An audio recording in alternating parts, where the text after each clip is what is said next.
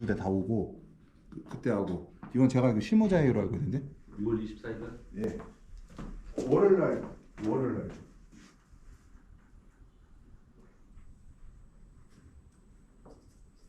그러면은 이게 빨리빨리 해야 될 것 같아갖고 오늘 그러면은 아까 오늘은 또 12시까지 했었고 일단 머리 갖고 있을게. 온도가 빨리 오르면 결로가 생기고 온도가 천천히 오르면 결로가 안 생긴다. 요거는 기억하시면 돼요. 이것만 기억하시면 되고 그 다음에 아까 말씀드렸듯이 공기 온도는 빨리 올라가고 잎의 온도는 다음으로 빨리 올라가고 과일 온도는 더 천천히 올라간다고 했죠. 그래서 그 다음에 한낮의 과일 온도는 일반적으로 잎보다 더 높다고 말씀드렸고 제 잎이 과일의 온도가 제일 높고 그래서 우리가 아침에 온도를 천천히 올리는 이유가 여본이 기온보다 천천히 오르니까 기온과 여본이 서로 같이 올라가게 하려고 온도를 천천히 올리는 거예요. 이것들이요. 일종 온도 관리에서 보게 되면은 우리가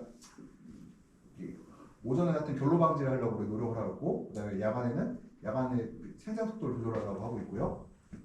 그다음에 모닝딥을 지금 사용하지 않는다고 얘기를 했고 하고 있죠. 온도 변화 속도는 보통 우리가 시간당 1도를 원칙으로 하고 있어요. 1도를. 근데 보통 그 다음에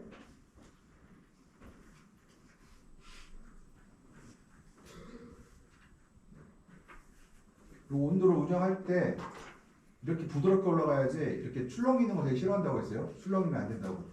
온도가 출렁 이동하면 안 된다고 했어요. 이것들. 그다음에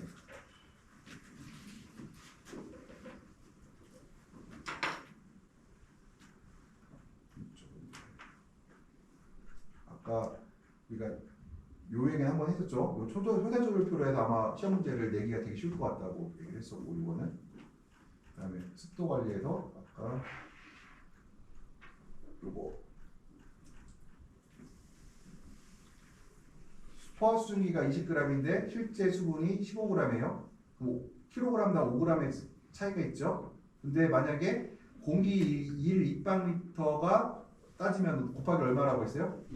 1.2를 곱하라고 했죠. kg당 kg에서 입방리터 된 그램으로 바꾸려고 하면은 어떻게 바꾼다? 1.2를 일반으로 곱해준다. 왜? 보통 10도부터 30도 사이에 평균 내버리면 1.2가 나오니 그 정도에도 우리가 그냥 대략적으로 얘기를 한다고 했어요. 그 다음에 이 보면은 포차라는 게 뭐냐면은 우리가 15도 이게 10.6g이 그러니까 포차 뭐 수분 부족과 같이 얘기하는데요. 우리가 10.6g인데 실제 수증기가 8.5g이면 포차는 2.1g이라고 얘기하고 아까 그 얘기랑 똑같은 얘기고 이거든요. 그다음에 쭉 넘어가고 아까 뭐라고 말했어요? 적정 습도가 여본이 높을수록 습도가 올라가고 여본이 낮을수록 습도가 적정 습도 내려간다고 했죠. 보면은 그래서 요 그래프를 보게 되면은 보통 온도가 30도가 넘어가면은 습도가 85% 90%가 돼야 되는데 이렇게 맞추기가 사실은 어려워요. 일반적으로는. 그래서 우리가 습도가 온도가 높아지면 습도를 높이려고 하고 온도가 그러니까 일단은 온도가 높아지면 습도가 올라가야 돼요. 무조건 올라가야 돼요. 그다음에 과습할 경우에는 꼬꼬로 뭉쳐 수정이 안 되기도 하고 증산이 안 돼서 양분 흡수가 안 되고 뭐 잎이 작아지고 생산량이 적어진다고 이거 한번 쭉 읽어보시고요. 그래서 아닌 것, 과습할 경우에 피해가 아닌 것 그러면 뭐 꽃가루가 잘 부서진다. 맞아요, 틀려요? 틀리겠죠. 너무 건조해도 꽃가루가 발생이 잘 안 되거든요. 너무 건조해도요. 그래서 지금 보면 얘는 너무 습할 때는 그렇고 너무 건조할 때는 우리가 꽃가루가 말라서 수정이 안 된다고 했잖아요. 그러니까 꽃가루가 과습할 때는 꽃가루가 뭉쳐서 수정이 안 되고 습도가 낮을 때는 꽃가루가 말라서 수정이 안 되고 이렇게 얘기를 합니다. 그 다음에 건조할 경우에는 기공을 닫아버리고 습할 때는 기공을 여는데 문제는 너무 습도가 높으면은 서로 증산을 못해요. 공기중 습도가 너무 꽉 차버려요. 그래서 요 얘기들을 서로 이제 그리고 곰팡이 그리고 습도가 높으면 곰팡이병이 많아지고 그다음에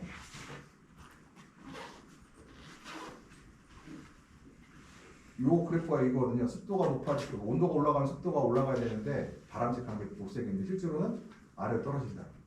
실제로 일반적인 상상에서는 온도가 올라갈수록 습도는 떨어진다는 것들. 그다음 연면경계층이에요.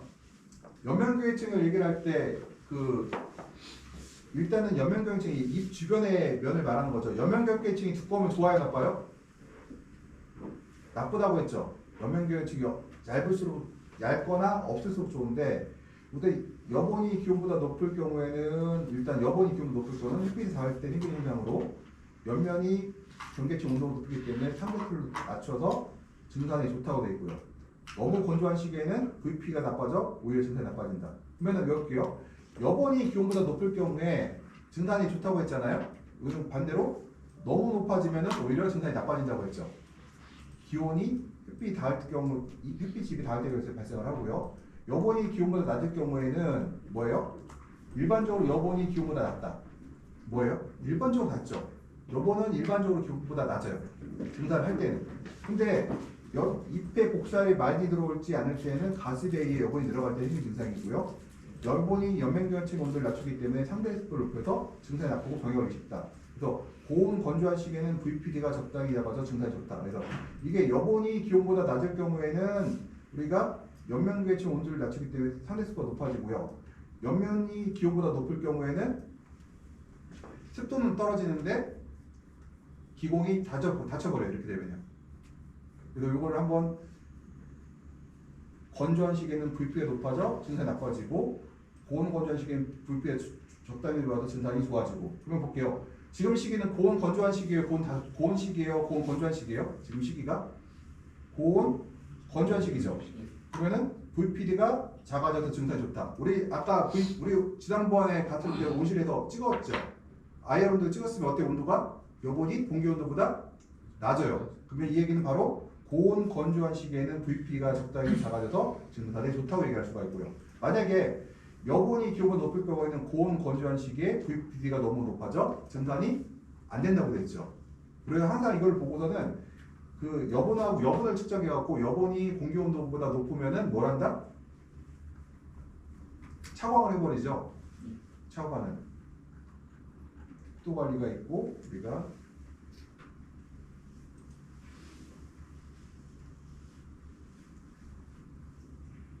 우리가 수증기 소실어든 결로 없어진 게 있고 환기가 있죠. 우리가 그러니까 온실내에서 수증기를 없애는 거는 결로가 있고 환기가 있는데 결로 중에서 뭐가 있어요?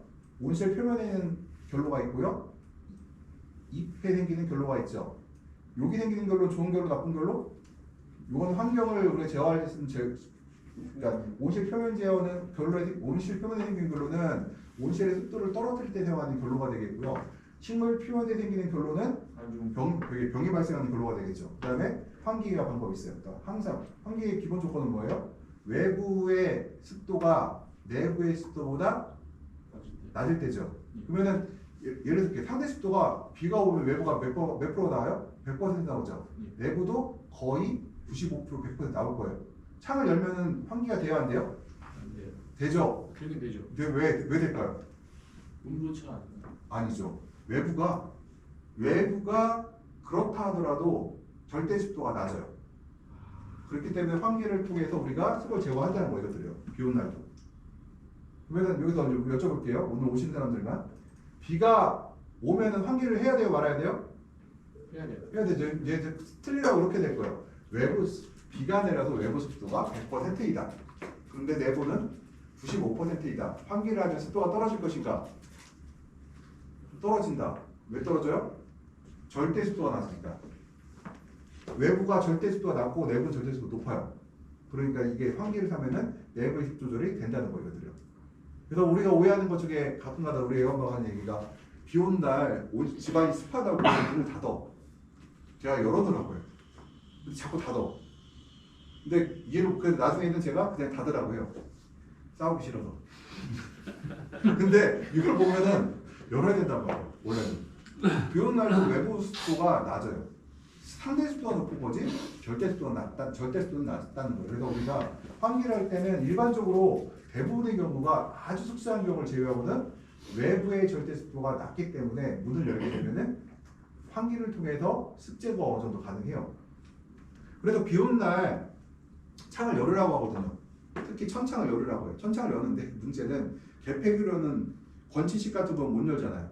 근데 랩기어로 여는 거는 우리가 2%, 3%, 5%열 수가 있어요. 그러면은 고기를 통해서 수입이 빠져나가거든요. 굉장히 그 환기에 도움이 돼요. 습도 조절해요. 이것들이. 그 다음에 제습기가 있는데 하여튼 결로와 환기에 있는 것이 있고 제가 요거에 대해 설명할 거 온실 표면은 온실 내 습도를 조절하는 좋은 도구이다. 식물 표면의 결로는 식물 생육에 도움이 된다. 3번 환기에서 외부의 절대 습도는 내부의 절대 습도보다 대부분 낮다. 그럼 뭐가 틀린 거예요? 습도가 외부 습도가 이게 틀린 거죠. 식물 표면의 습도가 결로는 좋은 식물 생육에 도움이 된다. 아니죠. 광합성도 저해하고 병만이 일으키는 거죠. 그래서 이거 하나 이렇게 해서 낼 수가 있어요. 이것들 아마 25문제를 요쪽에서 출어낼 거예요 이제. 네. 근데 하다 보니까 이상하더라고요. 골고루 내야 되는데 앞에서 막 내다 보면은 이제 어이씨 너무 많이 냈네 하고 중간에 좀 빼먹어. 그러다가 쭉 가면 너무 또 안 냈네 뒤에서 많이 내버리더라고요. 제가 내보니 이게 내야 되는데. 그래서 그 다음에 우리가 습도를 높이는 방법은 관수량 증가하고 잎을 무성하게 하고 포구 쓰는 것들이 있고요. 포구 쓸 수가 있고 습도를 높이는 방법 뭐예요? 관수량 증가, 잎을 많이 만들기, 분무기 사용해서 가습하기, 차광하기, 온도를 낮추기. 그러면 여기서 관수량을 높이는 방법, 습도를 높이는 방법이 아닌 것에서 온도를 높임. 그러면 습도가 올라가야 떨어져요? 떨어지죠. 네. 습도를 낮추는 거는 우리가 이제 제식 밀도를 줄이고 뭐 배수가 잘 되게 하고 뭐 물을 늦게까지 주지 말고 이런 것들이 있고 가온하고.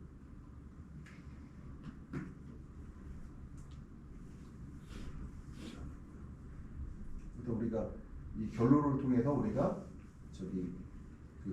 습을 낮추는 방법이 되겠고요. 그다음에 환기를 통한 방법은 우리가 일출 후에는 우리가 또 하나 볼게요. 환절기 때 그러니까 우리가 얘기를 할 때요. 습도 조절하는 방법이 두 가지를 했죠. 결로하고 환기라고 했잖아요. 환기는 어떤 때만 가능해요? 환기는 어떤 때만 가능해요? 저온기 때? 낮에만 가능하죠. 낮에만. 예. 외부의 광량이 외부에서 에너지 들어올 때만. 그래서 이 얘기를 할 수가 있고요. 그 야간 보통 우리가 이슬점 원리에서 우리가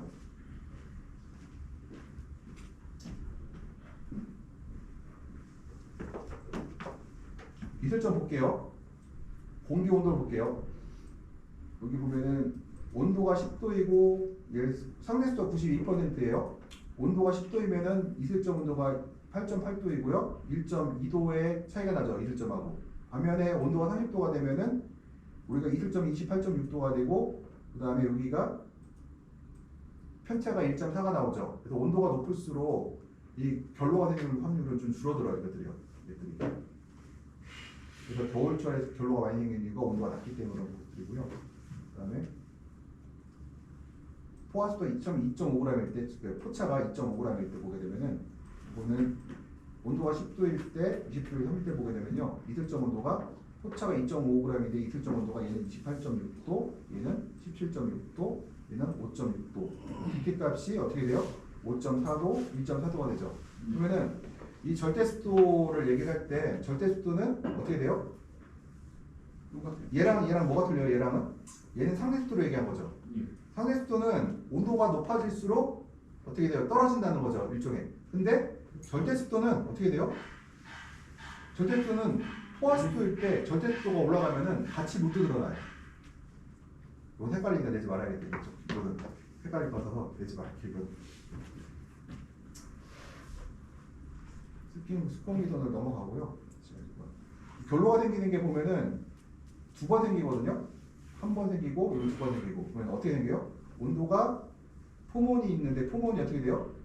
떨어지죠. 한번 여기 기온이 있고 포몬이 있는데 여기서 해가 뜨면서 어떻게 돼요?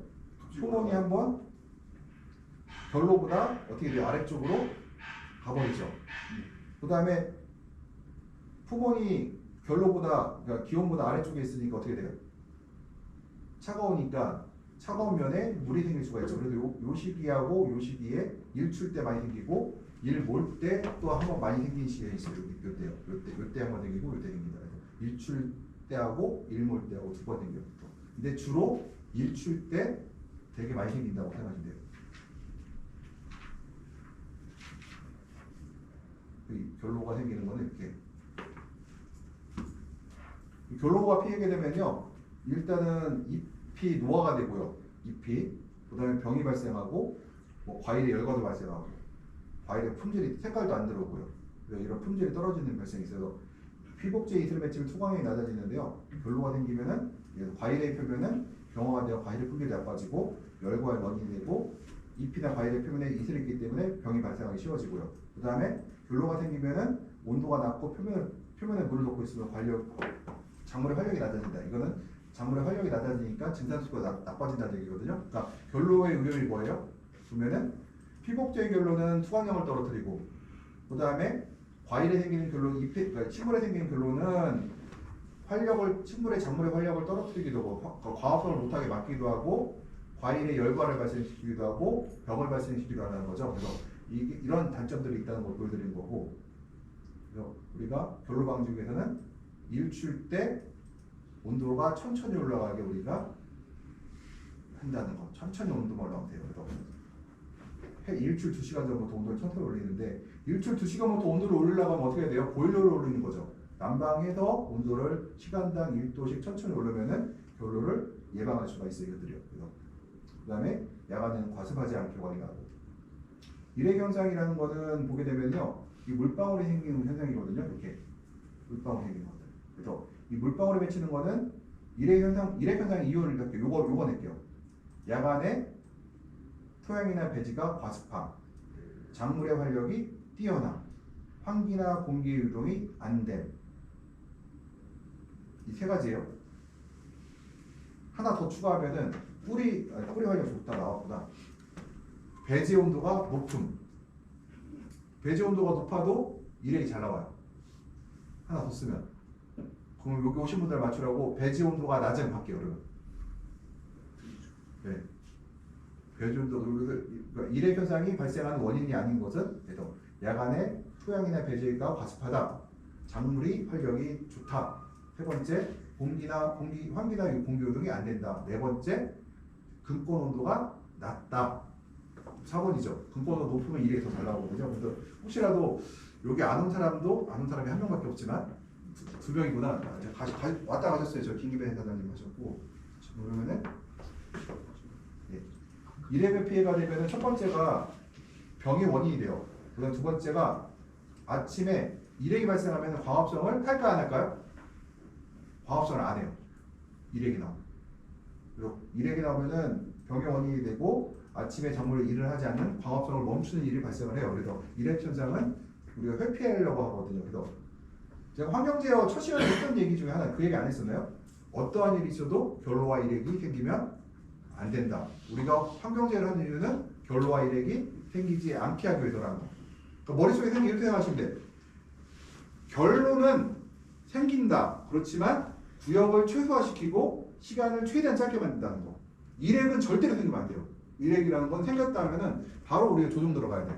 그러니까 결론은 내가 온실이 저렴한 온실일수록 생길 확률이 있어요. 대신에 시간이 짧고 결로가 생기는 구역이 작아야 된다는 거고, 일액은 어떤 온실에도 생기면 안 돼요.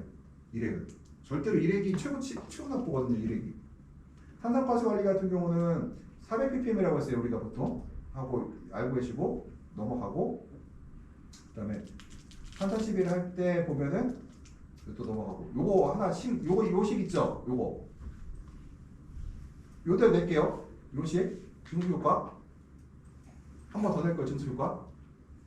예, 이거 어떻게 할 거예요? 볼게요. 현재 농도가 있어요. 예를 들어서 증수 효과를 볼게요. 현재 농도를 제곱이라는 게 뭐냐면은 영양인자를 제가 1로 놓고 예를 들어서 지금 16.1.5로 할게요. 1.5로 해놓고 이게 계산하기 싫으니까 1.5로 해놓고 지금 400ppm이에요. 9.4죠. 400ppm인데 400을 갖다가 여기다 넣어요. 400을 넣었더니 400을 넣고 여기서 하면은 300에서 400으로 올리면은 약 16.7% 정도 증수한다. 300에서 400 올리고 300에서 이거 300이잖아요. 여기서 100을 추가할 때마다 16.7이 올라가는 거고요. 400ppm인데 500으로 늘리면은 9.4% 늘어가는 거예요. 이런 식으로 표현을 보시면 돼요. 되세요? 여기서 제가 문제를 내면은 요 식을 하나 그려주고요. 요 식을 놓고 중수효과 여기 들어있죠. 100 ppm 증가할 때 증가되느냐 하면은 여기서 400이라고 치고 지금 400이에요. 400에서 500으로 늘리면은 약 9.4%가 늘어나요. 요걸 한번 그대로 내볼게요. 이렇게 요거는 그대로 쓰고 숫자만 적을게요 한번. 그럼 그래프가 이렇게 나와요. 어떻게 돼요? 처음에는 쭉쭉 올라가다가 뒤로 가면 어떻게 돼요? 천천히 올라가죠. 크게 안 올라가죠. 그래서 처음에는 탄산가스 효과가 쭉 올라가다가 쭉 떨어져요. 아래로. 참고로 오늘 이거 제가 이거를 다 모아서 한 번 했거든요. 이거 다 모아서 했는데 이거 2학년 1학기 때도 요 내용을 하는데 여기다가 부록을 하나 갖고 올게요. 제가 요거 말고 한 다른 부록 책이 있거든요. 이걸 갖다 올 건데 사실은 우리가 배울 게 요 정도에서 거의 다 배울 수가 있어요. 근데 문제는 이걸 다 이해를 못한 거죠. 현재 못한 거라 한번 오늘은 요거 정도 하는 것만 아시면 될 것 같아요. 그 다음에 여기서 하나 볼게요. 재밌는 거 요것도 하나 아셔야 될 게 있어요. 요 그래프를 갖고 왔는데 보통 우리 탄산가스를 계속 공급했어. 이것도 한 문제가 표현할 수 있어요. 계속 공급했더니 어떻게 돼요? 20주 동안 공급했더니 처음에는 4주가 있고 20주 공급했어. 4주 동안 공급할 때 처음 4주 동안 공급할 때 생산량이 어떻게 돼요? 늘어나요. 쭉 늘어났죠. 근데 시간이 지나니까 어떻게 돼요? 늘어나서부터 줄어들죠. 바로 이게 뭐냐면은 우리가 적응이라고 하는데 바로 어떤 내가 문제를 낼 수가 있어요. 보면은 광이 많을 때는 탄산가스 농도를 높여주고 광이 없을 때 탄산가스 줄여주고 영양 생성일 때는 탄산가스를 줄여주고 생식일 때 늘려주고 이렇게 한단 말이에요. 그게 다 맞는 얘기죠. 그런데 여기다가 이제 예를 들어서 지속해서 탄산가스를 공급할 경우에는 탄산가스 효과가 계속해서 증가한다. 맞아요, 틀려요? 틀리죠. 이게 중간에 한번 끊어줘야 돼. 안 그러면은 적응이라. 그러니까 식물들이요 계속 탄산가스를 많이 주게 되면은 어떻게 하냐면은 얘들이 기공을 작게 만들고 탄산가스 흡수량을 줄어들어요. 지가. 그러니까 700으로 줘도 400ppm으로 흡수를 해버려요. 자기가. 식물의 적응이란 거예요. 이것들이요. 우리가 이제 그 당뇨병 관련해서 얘기를 당뇨병 비만 관련해서 얘기를 하는 이런 얘기가 나오더라고요. 우리가 원시 유전자가 살아있어서 그렇대요. 왜 그러냐면 우리가 원시 시대 때는 탄수화물을 그렇게 쉽게 구할 수가 없었다는 거예요. 그래서 원시인들은요 탄수화물을 먹으면은 그 목을 먹고 저장했다는 거예요. 그러니까 비만이 되고 그리고 당뇨가 나올 수가 있었는데 현생 인류들은 탄수화물 구하기가 너무 쉬워버리니까 그 아직 진화가 덜 돼갖고 아직 그 유전자가 살아남아서 그렇다는 거예요. 우리가 더 진화가 되면 아마 탄수화물을 많이 먹어도 당뇨가 안 걸릴 확률이 있어요. 지금 이제 그렇다는 얘기를 하더라고요. 아무튼 얘도 마찬가지로 탄산가스를 많이 주게 되면 뭐 혹시 그러면 얼마큼 끊었다가 다시 줘야 되는? 저희는 지속으로 주지 말라고 하고 400, 500, 400, 500 이렇게 주라고요. 400, 500, 600 이렇게. 차이를 그리고 지금은 더 바뀐 게 있어요. 500ppm으로 기속적으로 줘. 500ppm, 500으로 맞춰가지고. 강광기 때는 500, 약광기 때는 400. 왜 이렇게 해줄까요? 약광기 때는 예. 그러니까 외부와 내부가 똑같으면은 예를 들어서 400이 이하로 떨어졌을 때는 먹었다는 얘기니까 좀 더 주는 거고 강광기 때도 오전에만 창을 들 열었을 때 500을 주는데 500도 500까지 찍고서는 창을 열면 400으로 다시 바꿔요.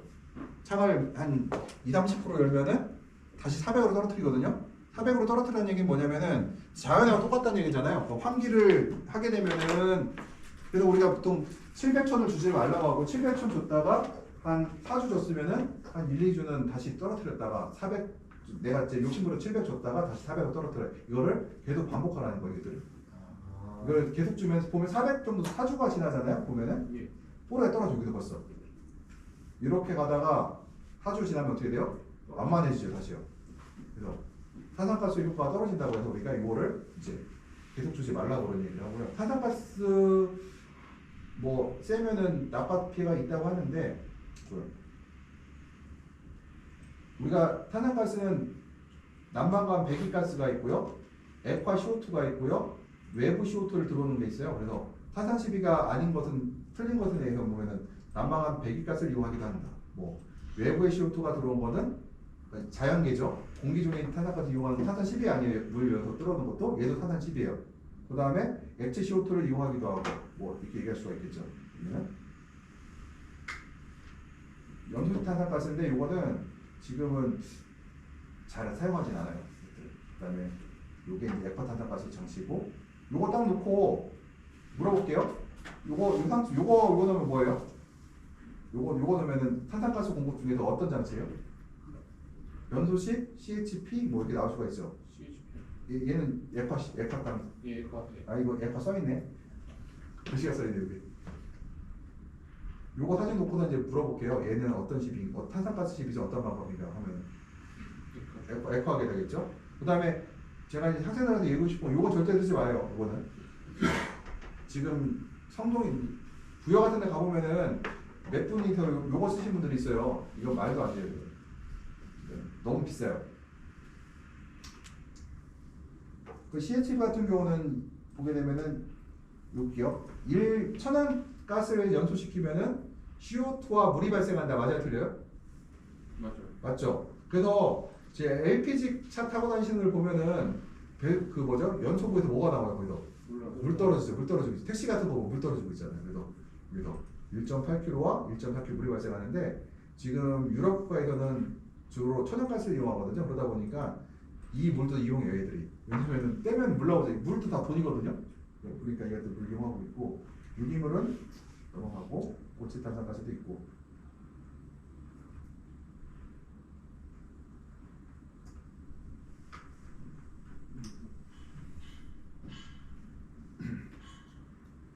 연변계층 얘기했죠. 우리가 잎이 기공과 습한 공기 내부로부터 주위의 공기보다 항상 따뜻한데 이런 영역을 가로치고 내볼까요? 이거를 이렇게 가로치고 내볼게요. 이렇게 연면 경계층이라고 한다.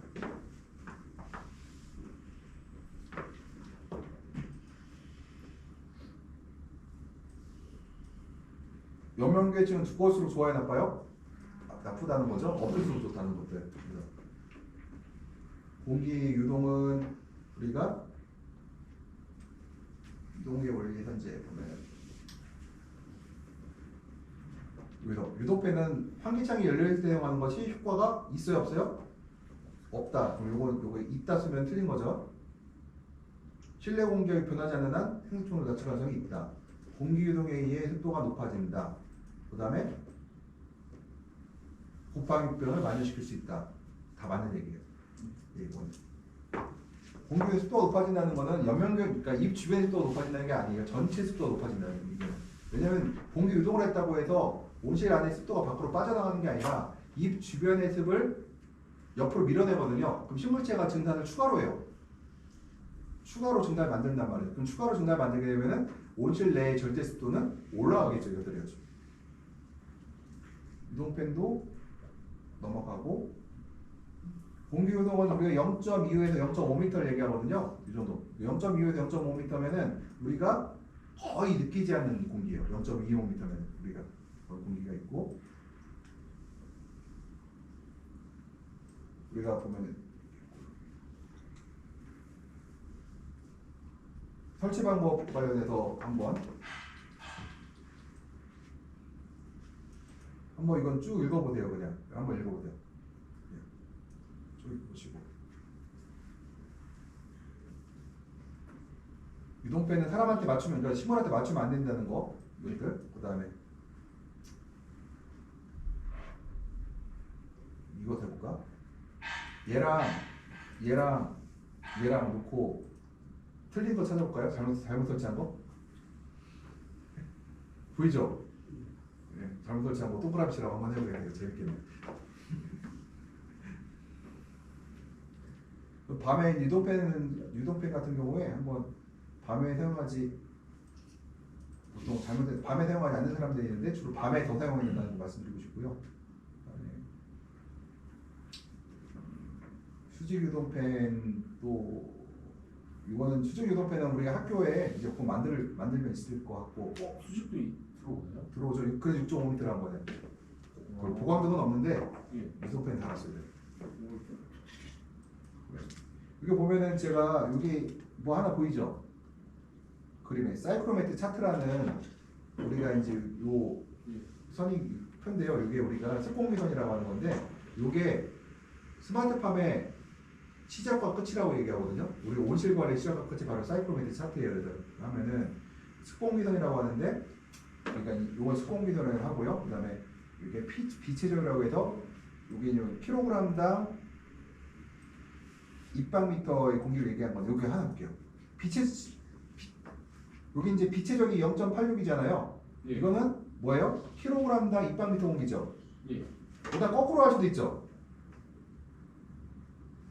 1 입방미터가 이게 거꾸로 입방미터 공기가 갈 수도 있잖아요. 예. 그럼 이거를 0.86을 하려면 어떻게 해요? 1분의 0.86을 하게 되면은 1 입방미터의 공기가 몇 킬로그램이 나오겠죠?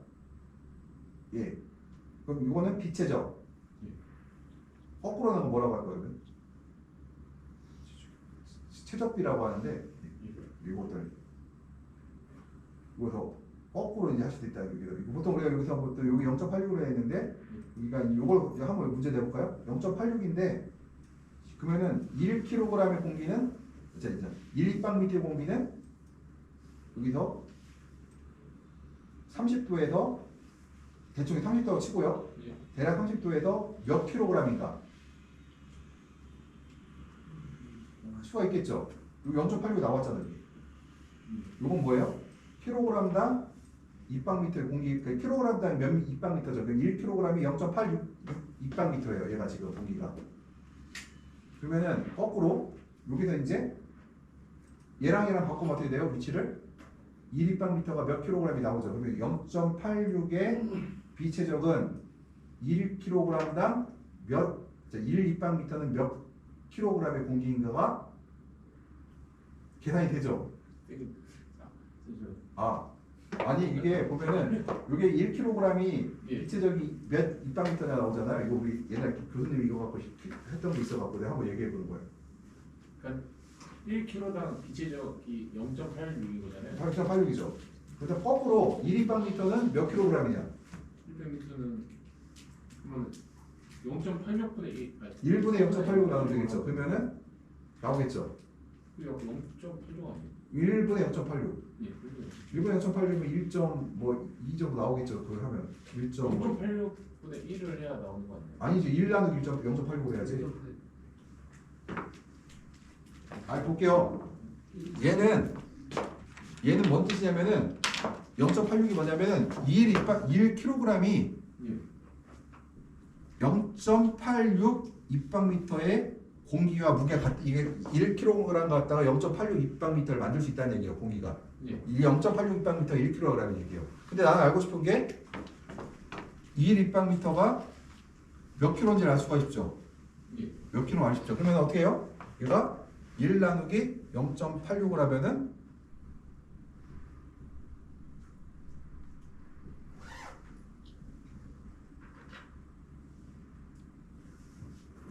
한 뭐 1.56 정도 나오겠죠. 이렇게요. 예. 1.15, 1.6 정도. 예. 바로 그 얘기를 하는 거예요, 지금. 예, 맞아요. 제가 봤을 때 이게 0.86분의 1을 해야 1분의 0.86. 0.8. 그러니까 여기서 얘는 0.86이라는 게 1kg의 그러니까 1kg의 공기가 0.86 입방미터라는 얘기예요. 예. 예. 예. 예. 한번 요것도 한번 내볼게요. 다시. 그러면은 얘가 거꾸로요. 그럼 0.86이면은 1kg의 공기는 1 입방미터의 공기는 몇 킬로그램이냐? 반대로 하면 나오죠. 반대로. 그러면 이제 네, 반대로 하면 나오죠. 요거 거꾸로 바꾸면 얘랑 바꾸면 계산 이대로 봐야죠. 뭐 계산기 투적이든 뭐 이제 이거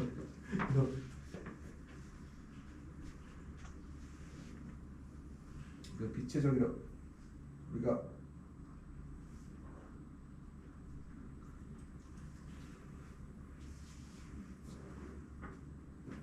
비체적이라고 그다음에 좀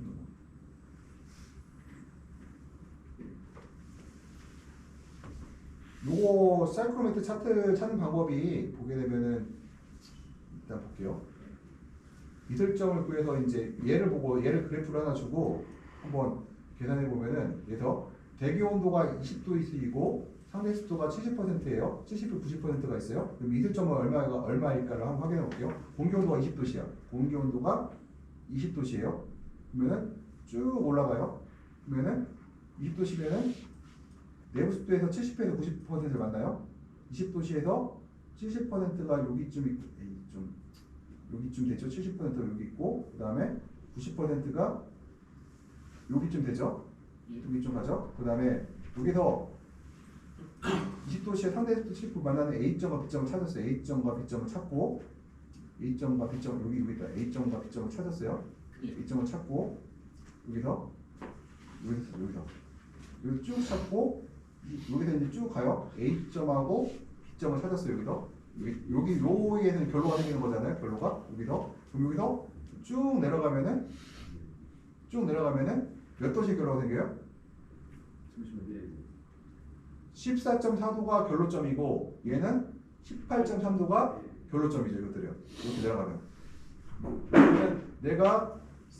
그러면은 20도씨에서 습도 한 70% 90도일 경우에는 얘가 식물체 내가 20도씨예요. 20도씨인데 상대 습도가 지금 70%야. 그럼 결로점이 과일 온도가 14.4도가 되면은 잎의 온도가 14.4도가 되면은 결로 생기겠죠. 이것들이. 그래서 온도를 낮춰야 되네요. 예? 온도를 낮추는 거. 습도를 낮춰야죠. 습도를 떨어 밑으로 떨어뜨려야 되겠죠. 습도가 떨어질수록 어때요? 기술적 온도가 올라가죠. 내려가니까 이슬점이 안 생기죠. 이슬점은 높을수록 결로가 잘 생기는 거니까 이슬점이 낮을수록 결로가 안 생기는 거. 여기서 다시 문제 한번 해야겠다. 그러면 그냥 상식인데 이슬점 온도가 높을수록 결로가 잘 생긴다? 맞다. 습도가 높을수록 이슬이 잘 생긴다? 맞다. 그죠? 오겠죠? 그러면 여기서 사이코메트릭 차트가 제가 아예 안 되겠다. 그러면은 뒤에서 제가 하나 요거 있거든요. 이거 깔아요. 이거 사이코메트릭 차트 들어가서 요거를. 이거 어디서 앱에 있어요. 앱이에요? 예. 구글에는 있는데 애플에도 있을 거야. 요 사이코메트릭 차트라고 치면은 여기 나오거든요. 요거 갖다가 요런 식으로 문제를 내볼게요 한번. 다시 한 번만. 요거 사이코메트릭 차트가 있잖아요. 여기 있잖아요. 그럼 여기다가 이제 뭘 넣냐면은 드라이 버블 템프라우스 쳤죠. 여기다가 내가 온도를 할게요. 기온을 여기다 집어넣어요. 기온을. 이건 넣을 필요 없어. 그 다음에 상대 습도를 여기다 집어넣어. 그러면 뭐가 나오냐? 결로점이 여기 나오거든요. 요게. 기죠? 알죠? 보이죠? 그러면 이거를 사이코메트릭 차트 쓰지 말고 앱을 써서 찾아봐요. 그러면은. 잠시만요. 제가 이거 드리겠습니다.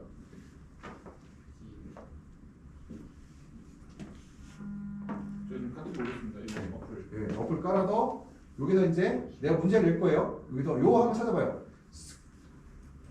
검구 온도가 25도 이게 여기서 볼게요. 용어 설명해 줄게요. 요게 검구 온도, 얘가 습도 온도, 얘가 상대 습도죠. 습도 온도예요. 여기다가 이제 여기서 문제를 이렇게 내볼게요. 이렇게. 그러면 뭐가 나와요? 잠시만요. 지금 몇 시죠?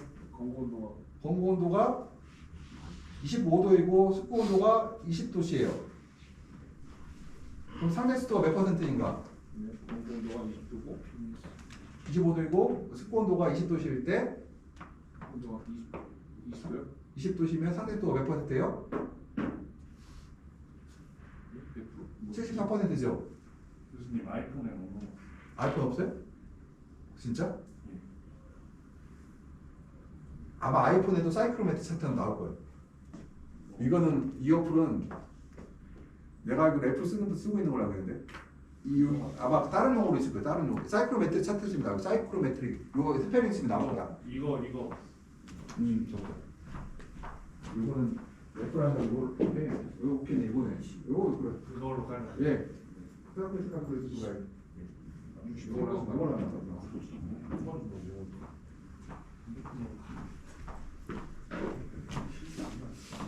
그거 치면은 진짜 화나네. 디유 포인트 템포가 예? 그결 이거 여기 보면 용어 설명할게요. 이게 검구 온도의 드라이가 예. 외신의 습도 온도고 이게 상대 습도 그다음에 요게 이제 절대 온도 절대 온도요? 결로점 온도. 예. 요건 뭐예요? 빛의 적. 킬로그램당 몇 입방미터의 공기냐 아까 0.8이나 나왔죠? 빛의 적. 예. 이거 뭐야 이게? 그 다음에 요거 보면 엔탈피 나오는 거고. 엔탈피. 예. 소리냐? 그러면은 요거 볼게요. 요거 빛의 적이 나왔죠? 아까 빛의 적. 근데 여기까지는 요거는 뭐 보고 뭐지? 그럼 요게 문제가 아까 하나 볼게요. 여기 앞에 거. 스페시픽 볼륨이 빛체적이죠. 빛의 적 아까 예, 빛의 적. 그다음에 이거 볼게요. 요게 교수님 그 다시 한 번만 설명해 주실 수 있어요? 아 여기 볼게요. 다시 한번. 진짜 적어야 돼서. 여기가 맨 위에 저기 검고 온도. 잠시만요. 근데 이게 앱 자체가 너무 틀린 것 같습니다. 그거 같을 거예요. 용어만 같으면은.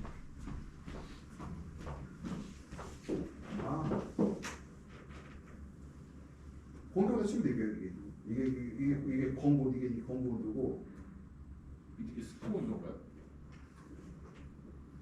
세 개밖에 안 나와요. 3개밖에 안 나오네. 예. 얘는 내가 스코어도 안 치고 그냥 검고온도만 검고한다고 습도만 할게요. 검고한다고 습도만 이렇게. 그러면은 3대조 계산 안 하고 요거 저기 두 포인트만 얘기할게요. 결로점만 보면은 여기서 보게 되면은 여기서 검고 온도가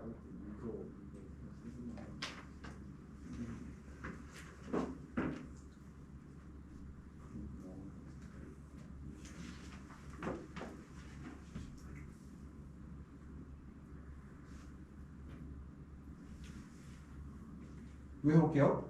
내가 이제 현재 온도가 15도이고 상대수가 100%인 경우 습도를 80% 낮추려고 하면은 몇 도씨로 온도를 낮춰야 되는가? 잠시만요. 바꿔봐요. 그러면 여기서 이게 15도예요. 상대수가 100%예요.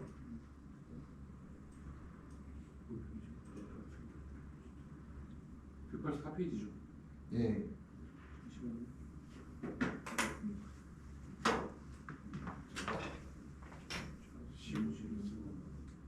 온실 온도 15도가 건고 온도죠.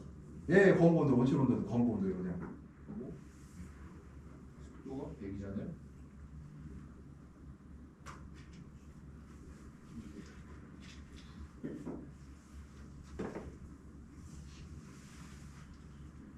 온실 온도 10. 요거 한번 볼게요. 요네 거 한번 쳐면은 될것 같아요.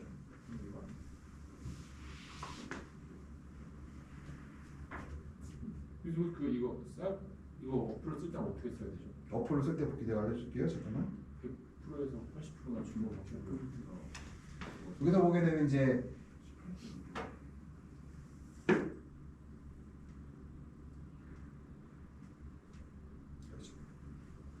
좀 더 전화 드릴게요. 예.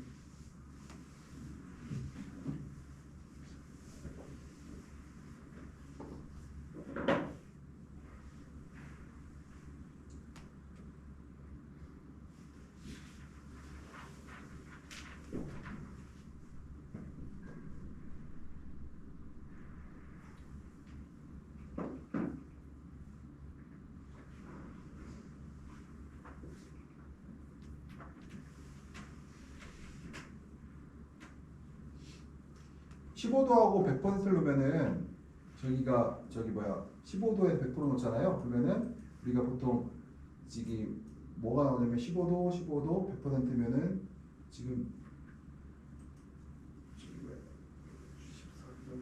40 이거 같은 거?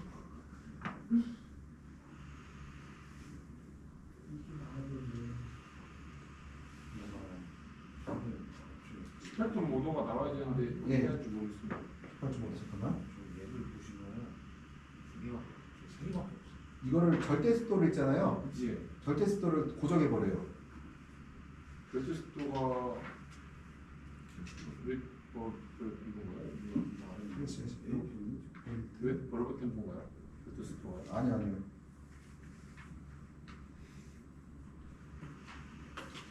요거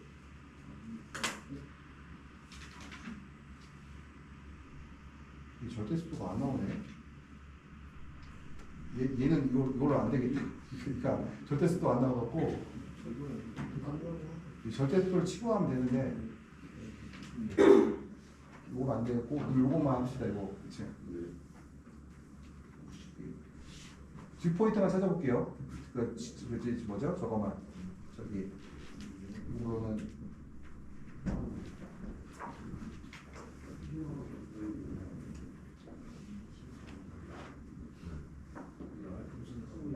이틀적 온도만 측정을 할게요. 여기요. 보면은 대기 온도가 20도이고 요거 갖다 한번 해볼게요. 그러면 예. 이틀적 온도만 하는 실험하는 이틀적 온도만 하는 걸로 이게 절대 습도가 나와야 되는데 절대 습도가 또 안 나오네.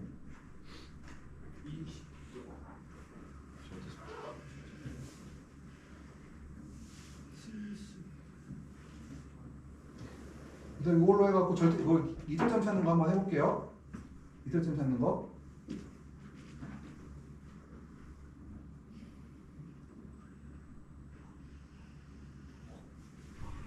가로 쪽에서 15도를 찾고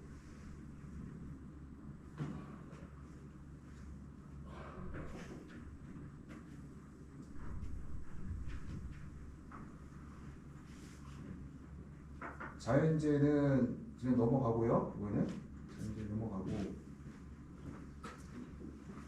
넘어가고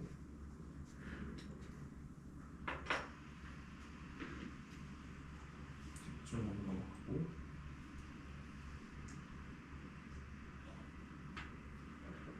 저 종합활용 환경관리에서 지금 들어가 보면은요 쭉 넘어가고요. 지금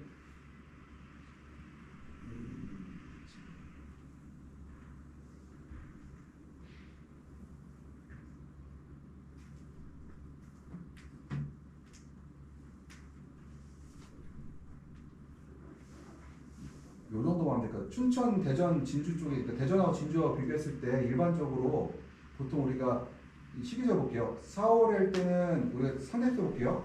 4, 5월에는 봄철에는 일반적으로 건조하고요. 그 다음에 우리가 장마철 보통 장마철 7, 8월 달 같은 경우는 그 평균 습도가 우기를 제외하고는 한 75% 이하이고요. 보통 우리가 4, 5월 달은 65% 봄에는 건조하고 겨울에는 저기 장마 7, 8월 때는 75% 정도를 70%를 유지하는 거 볼 수가 있어요. 일반 우리나라에서는. 그러면은 이 70%라는 의미가 7, 80%라는 의미가 뭐냐면요.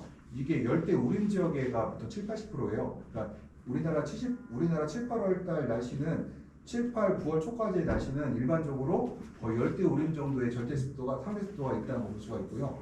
보면은 일사량 같은 거 보면은 우리가 진주하고 충남하고 보게 되면요. 진주하고 충남하고 보게 되면은 중남하고 진주하고 충남하고 보게 되면은 일반적으로 저희가 그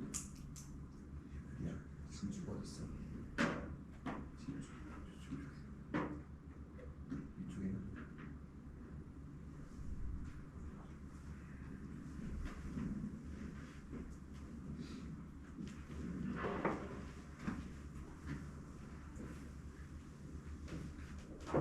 우리나라 그 겨울 아니 그래프가 여기 빠졌구나. 좀 뒤쪽에 있었나?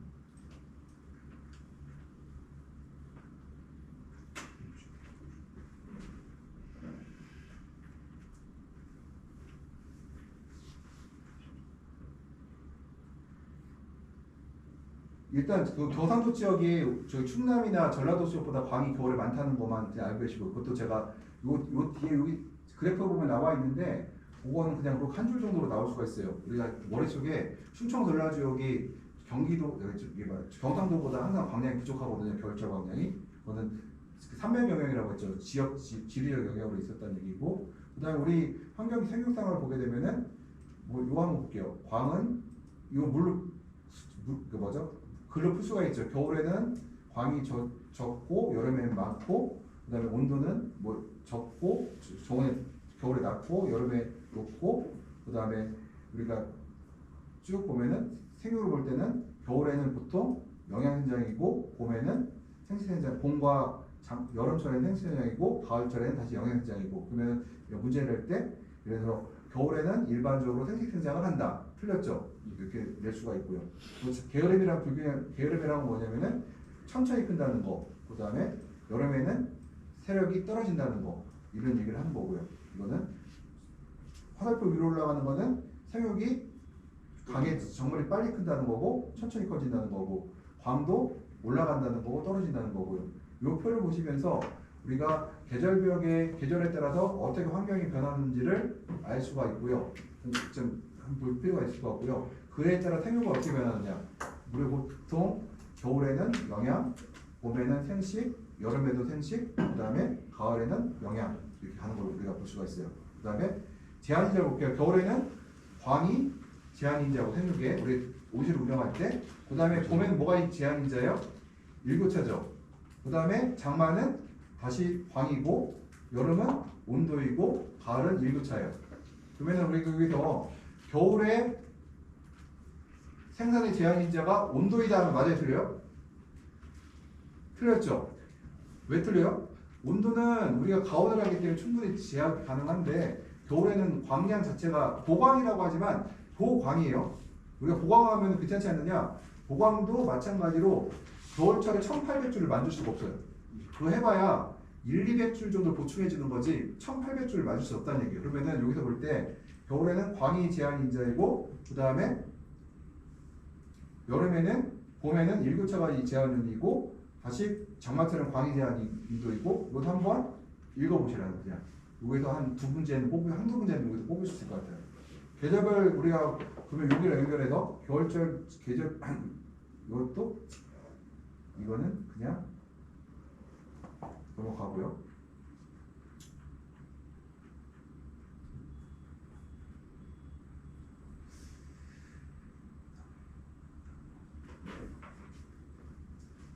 일단 겨울철의 특징에 의해서 이제 보면은 작물 생육에 필요한 절대적 광량이 부족하고 낮은 기온에서 난방부가 증가하고 습도가 높아져 다습해지기 쉽고 환기 억제로 인해 온실내 CO2가 부족할 수가 있다. 그래서 겨울의 특징에 대해서 한번 쭉 생각 읽어보세요. 여기서 읽어보시고 여기서 틀린 것이 무엇인가를 알 수가 있을 것 같고요. 보통 우리가는 넘어가고요. 그다음 겨울철의 특징은 또 넘어가고 우리가 겨울철 환경관리에서 광에 대해서 얘기할 때 차광을 최소화하고 수광률이 높은 비닐을 사용하고 시설 표면에 이슬이 생기지 않게 하고 우리가 얘기할 수가 있고요. 환경관리에서 우리가 광에 알맞은 적정 온도를 유지하고 넘어가고요. 이거는 습도에서 보면은 야간의 외기 온도가 5도 이하일 때는 피복제의 결로를 만들어 공기질들을 없애고 일주로 외기가 5도일 때는 환기를 시작하고 야간 습도가 80% 이상일 때는 우리가 스크린캡을 실시하는데 요거는 제가 정답이 길 수도 있고 아니기 때문에 이거 빼놓을게요. 근데 보통 우리가 야간에 외기가 낮을 때는 결로를 만들고 일주로 외기가 높을 때 올라갈 때는 환기를 시작한다는 거 이거는 맞는 얘기고요. CO2 같은 경우에는 이것도 좀 상황에 따라 다르기 때문에 오해 소지에서 좀 빼놓고요. 그 다음에 겨울철 환경관리에서 배지대 함수를 비교적 낮게 관리하고 주야간의 함수일차를 크게 만든다. 맞아요, 틀려요?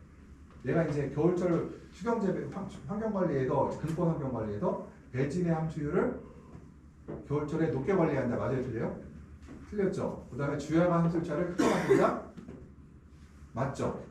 그래서 이런 것들에 대해서 볼 수가 있고요. 그 다음에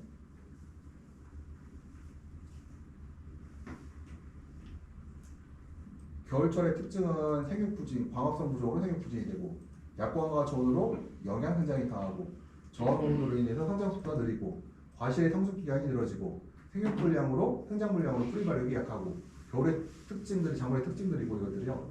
그래서 우리가 작물 관리 요령으로는 우리가 하방당 척과량을 감소시키고 그 다음에 노화력을 제거하고 그 다음에 세력이 약할 경우는 화방을 통째로 제거할 수도 있다는 것들을 보여주고요. 6월달은 이제 봄의 경계인데요. 한번 일교차가 커진 시기이기 때문에 한번 그러니까 요 계절별로 이게 맞는 것이 틀린 것은 한번 문제를 낼게요. 이거 다 설명하기는 어렵고 여기서 틀린 것은 요거는 제가 안 낼 거예요. 여기서 2월의 특징 그 다음에 특징에 대해서 작물의 특징도 한번 제가 얘기할 거고요.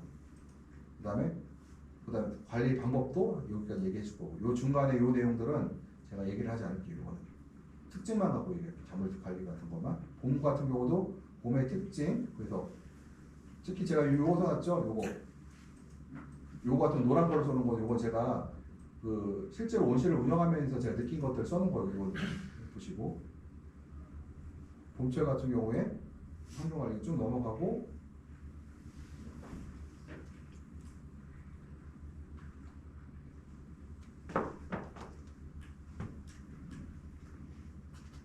여기요.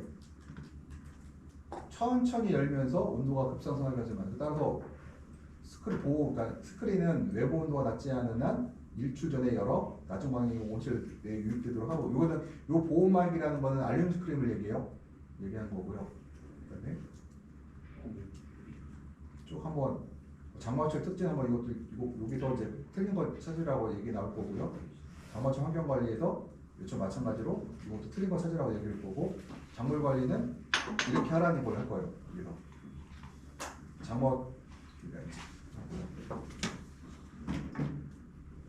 장마 이후 작물 관리에서 이제 요거에서 이제 우리가 또 틀린 거 찾으라고 할 거고 그다음에 장마 이후에 어떻게 할 것인가 어떻게 틀린 거 찾으라고 할 것이고요. 그다음에 초여름 같은 경우 이때도 우리가 또 여기 관리 얘기할 것이고 여기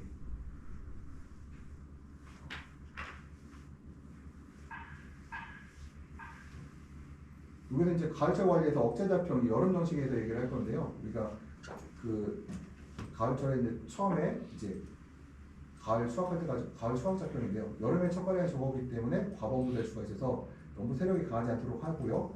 또 여름 초대가 이렇게 되는 경우에는 한 단지의 온도가 너무 높아서 초대가 회복되지 않으므로 너무 높지 않게 온도를 낮게 관리하는 뜻이고요.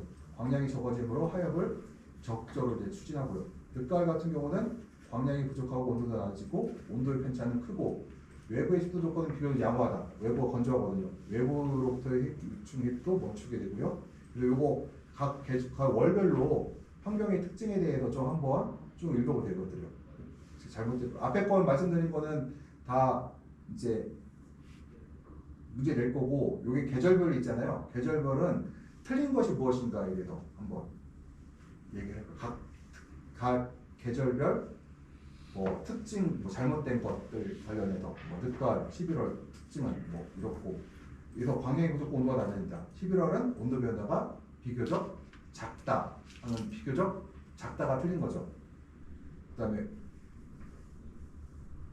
엽수 늦가을에서 작물 관리에서 엽수를 지속적으로 늘린다. 맞아요, 틀려요? 틀리겠죠. 착과량을 늘린다. 틀려요, 맞아요? 틀리겠죠. 초대가 약할 때는 어린이 제격을 고려한다. 우개잎을 새로 따라하는 얘기거든요. 그 다음에 온실이 낮을 경우는 하기 어렵고요. 외부로부터 해충 유입이 없어서 해충 방지를 철저히 하라는 거 하고요. 흐린 날 같은 경우는 우리가 보통 흐리면 광합성과 호흡이 균형이 깨지므로 화합량을 줄여야 한다. 그래서 이를 위해서 온도를 떨어뜨린다. 흐린 날은 온도를 높인다, 떨어뜨린다? 떨어뜨린다는 거고요. 흐린 날은 우리가 이렇게 관리한다. 채광성을 높이기 위해서 피복제 세척하고 그늘을 개선하고 유독변을 적극적으로 사용하고 환기온도를 낮춰서 환기를 많이 하고 하부에 있는 난방관이 있을 때는 약한 난방을 해요. 공기 유동을 촉진하고 흐린 날 관리예요.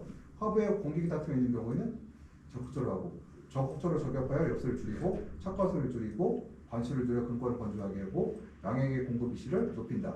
흐리면 날씨가 흐릴 때는 공급 이시를 높여 낮춰요? 높이라는 얘기죠. 예. 그럼 맑은 날 같은 경우 어때요? 얘랑 반대죠. 낮추고 근권 수분함량을 높게 관리하고 그 다음에 주양 온도 편차가 큰 경우에는 이틀이 땡기지 않게 관리하고 흐린 날 같은 경우에는 일교차가 적어요. 맑은 날 같은 경우는 일교차가 크고요. 그래서 맑은 날 같은 경우는 일교차가 좀 작게 하도록 노력해야 된다는 얘기고요. 네.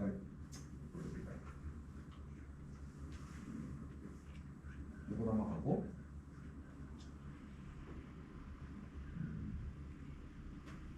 요거 볼게요. 구동인자, 저인자 관련해서 요거 표를 놓고요. 환기는 온도와 습도에 큰 영향을 준다. 맞아요, 틀려요? 맞죠? 허트는 온도와 습도에 큰 영향을 준다. 맞죠? 허트는 난방은 온도와 습도에 영향을 주고 광해에 영향을 온도와 습도 광해에 영향을 준다. 맞아요, 틀려요? 난방은 주지 않죠. 냉방은 가습은 온도와 습도에 영향을 주고 광해에 영향을 준다. 이것도 틀린 말이죠. 습기를 제거하면은 온도와 습도에 영향을 주지만 광해에 영향을 주지 않죠. 유동을 하게 되면은 온도와 습도와 CO2에 영향을 주는데 광해에 영향을 주지 않죠. CO2 공급은 CO2에 영향을 줄 거고 보강은 보강을 하게 되면은 온도와 광에 영향을 주지만 광과 습도에 영향을 주면 온도에 영향을 주지 않는다. 맞아요, 틀려요? 틀려요. 틀리죠. 보강을 하게 되면 생산적 온도 올라가 버리거든요. 온도에 영향을 부풀어 주기 때문에요. 그래서 우리가 요거 갖고 한두 군데 더 낼 수가 있을 것 같아요. 요 표를 보고서 설명하면서. 예. 그래서 요거는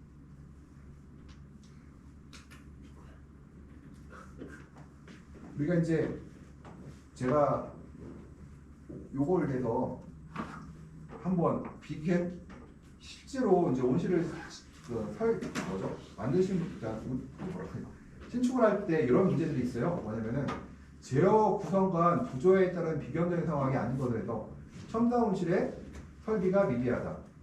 첨단 시설 설비의 사용자 수준이 낮다. 재래식 시설의 첨단 설비를 갖고 있다. 예를 들어 모두 첨단인데 제어 프로그램이 낮은 수준이다. 개측 프로세스 구동 간의 엇박자고는 다른 수준이다. 이걸 갖고 제가 틀린 말을 만들게요. 예를 들어서 볼게요. 실제로 이런 게 있거든요. 재래식 시설이에요. 내가 건치식으로 창을 열어요. 근데 여기다가 비례 제어하는 창을 비례 제어하는 설비를 만들었어요. 그런 컴퓨터를 달았어요. 그럼 효과가 있을까요? 효과가 없죠. 그래서 반면에 나는 그 렉피니어로 창을 열기도 하고 렉피니언으로 커튼을 열고 닫기도 해요. 여기다가 국산 저렴한 걸 집어넣게 되면은 환경용 요인을 집어넣기 어렵거든요. 그러면 여기다 어떻게 될까요? 그렇게 설비를 최첨단으로 놓고 나서 내가 컴퓨터를 낮은 걸 사용을 놓게 되면은 내가 사용할 수가 없대요. 그 사용을 할 수가 없어요. 그래서 요거에 대해서 그냥 실질적으로 이런 수준들이 되게 많아요. 그래서 예를 들어서 요거는 수정이 가능하죠. 교육받으면 돼요. 이거는 아니면 좋은 운영자를 구하면 돼요. 이것들이요. 예. 근데 사실은 요게 많아요. 지금 첨단인데 제어 수준이 낮은 프로그램도 있고 반대로 팔다리는 그 고려적 시설인데 설비는 적어놓는 경우가 있어요. 그래서 이런 경우는 서로 미스매칭 됐다는 거죠. 그래서 모든 설비는 다 적당히 해야 되고 다 맞아야 돼요. 이것들이요. 그 다음에 제가 근데 간접 제어하고 직접 제어에 대해서 이제 하나를 설명드릴게요. 요거는 이 간접 제어냐 직접 제어가 물어보려고요. 간접 제어는 환경에 변화가 생겼을 때 환경 인자를 제어하고 구성비를 제어하는 것. 직접 제어는 환경에 변화가 생겼을 때 환경 인자를 변화시키는 원인에 대해 제어하려고 구성비를 제어하는 것. 시간이 따른 제어도 속한다는 건데요. 이게 어떤 거냐면은 간접 제어는 원인이 있고 결과가 있고 조정을 해요. 그러니까 결과를 조정하는 거고 직접 제어는 원인이 있고 결과를 예측해 조정하는 것. 뭐냐면은 직접 제어는 결과가 빠졌죠. 이게 뭐냐면은요. 외부 온도가 5도에서 영하 5도에서 0도로 떨어졌어요. 이건 그래서 내가 보일러의 물의 온도를 높였어요. 이거는 직접이에요, 간접이에요? 직접이죠. 직접이죠. 그러면은 내가 파이프 온도를 그러니까 물의 온도를 높였으니까 파이프 온도가 올라가겠죠. 예. 반면에 온실의 온도가 0도였는데 바깥 온도가 5도였는데 내부가 15도였어요. 근데 영하 5도로 0도로 떨어지니까 내부 온도가 13도로 떨어졌어. 그래갖고 내가 그랬더니 보일러한테 명령을 떨어뜨리기를 물의 온도를 높여라 떨어뜨렸어. 이건 뭐예요?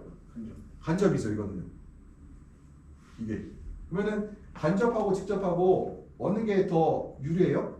결과를 예측한 제어가 뭐예요? 직접이죠. 결과를 조정하는 거. 온도가 떨어진 거 다시 올리는 걸 뭐예요? 간접 제어죠. 그럼 어느 게 더 좋은 제어예요? 직접 제어가 훨씬 좋은 제어죠. 이것들이요. 그래서 간접 제어는 환경을 계측하고 구동계 제어 명령을 떨어뜨린 다음에 바로 구동계를 동작시킨다. 예를 들어서 이제 이런 것도 있어요. 내가 18도시에서 환기를 시켰는데 외부 온도가 20도였어요. 근데 18도 됐단 말이에요. 근데 이만큼 열었는데 외부 온도가 25도로 올라갔어요. 그럼 어떻게 해요? 같이 온도를 하지 말고 광량을 할게요. 외부 광량이 300W였는데 그때 18도에서 문을 열었어. 내부 온도 18도에서 열었어. 근데 바깥에서 300W가 아니라 900W가 됐어요. 그럼 창을 어떻게 해야 돼요? 훨씬 크게 열어야 되죠. 이걸 훨씬 크게 열어야 되죠. 그럼 뭐예요? 외부 광량 갖다가 내부 온도를 미리 올라갈 걸 가반에서 미리 창을 크게 연 것을 뭐라고요? 직접 제어죠. 내부 온도가 18도에서 23, 4도 올라가고 창을 연 걸 뭐라고 해요? 더한 거를 간접 제어가 되죠. 이것들이요. 그래서 간접 제어는 요거 간접 제어하고 직접 제어하고 제가 이런 식으로 설명을 할 거예요. 그러면은 이게 직접인지 간접인지 한번 맞춰보시라는 얘기예요. 그러면은 측접각과 성적 이거 볼게요. 순서가 간접 제어는 환경 계측, 구동기 제어, 구동기 동작, 피드백.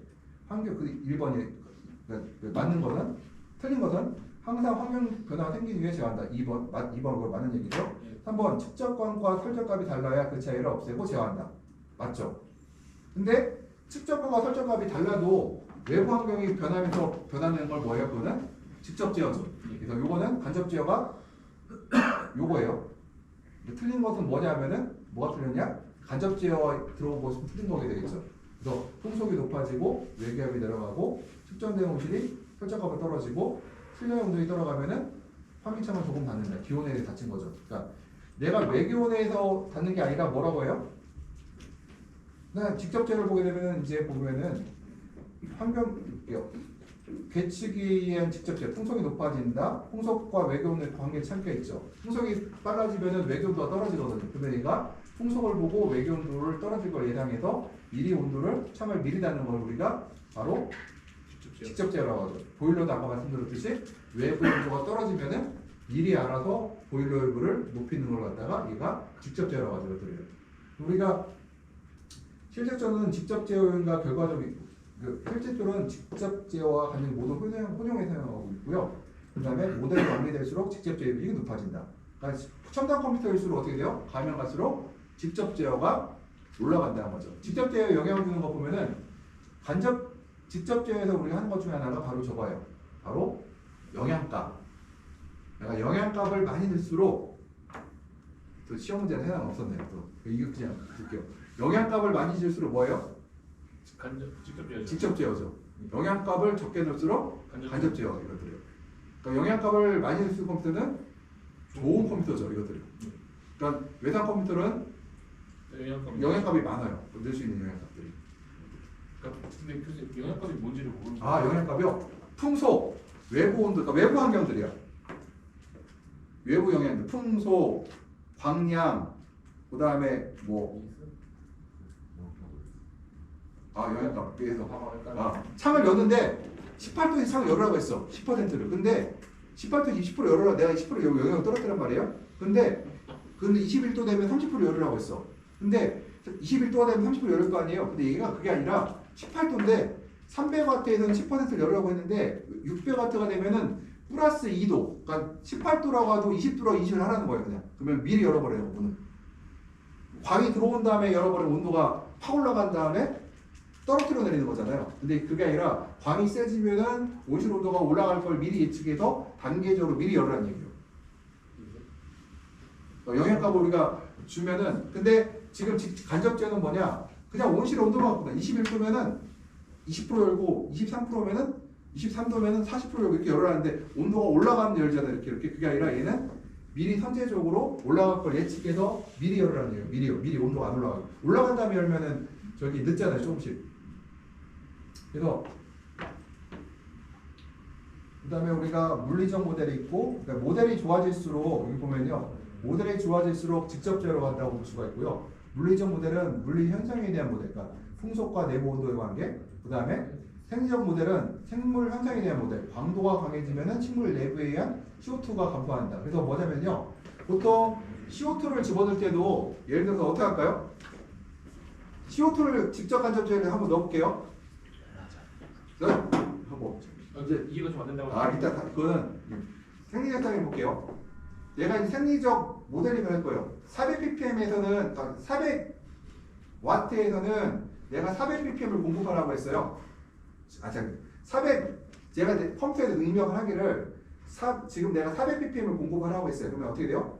400ppm이 되면은 계속해서 추가적으로 공급이 되겠죠. 근데 이런 명령을 하나 더 낼 수가 있어요. 모델링 그러니까 직접 제어를 하게 되면은 400ppm으로 공급하되 광량이 500으로 올라가면은 단계적으로 500씩 올리라, 100씩 올려라 할 수도 있다는 겁니다. 거기다 플러스 하면은 온도를 넣을 수도 있어요. 또 400, 예를 들어서 온도를 예를 들어서 광량에 따라서 온도를 1도, 2도 올리고 타산가스도 400, 500, 600을 미리 올리라고 할 수 있거든요. 왜냐면 광량이 높아지고 온도가 높아지면은 CO2가 더 빨리 사라지거든요. 그러니까 미리 더 높게 공급하라고 명령을 내릴 수도 있어요. 그걸 우리가 직접이라고 하고 떨어진 다음에 채우는 것을 우리가 간접이라고 해요. 그러니까 우리가 직접으로 하는 직접 제어가 훨씬 더 효과적이죠. 직접 제어는 뭐가 없어요 중간에? 바로 결과가 없습니다. 결과가 없죠. 왜냐면 결과가 만들어지기 전에 우리가 이상적인 조건을 만들어 버리니까 그래요. 그래서 이거를 직접 제어, 간접 제어하고 이거를 이제 비교하는 걸 대해서 제가 한번 문제를 두 문제 내어볼게요. 그러면 직접 간접 제어에 대해서 그러면 아직 애들이 이해 못한 것 같으니까 예. 제가 다 맞춰보겠습니다. 맞습니다. 직접은 뭐야? 아니 시계될 거예요.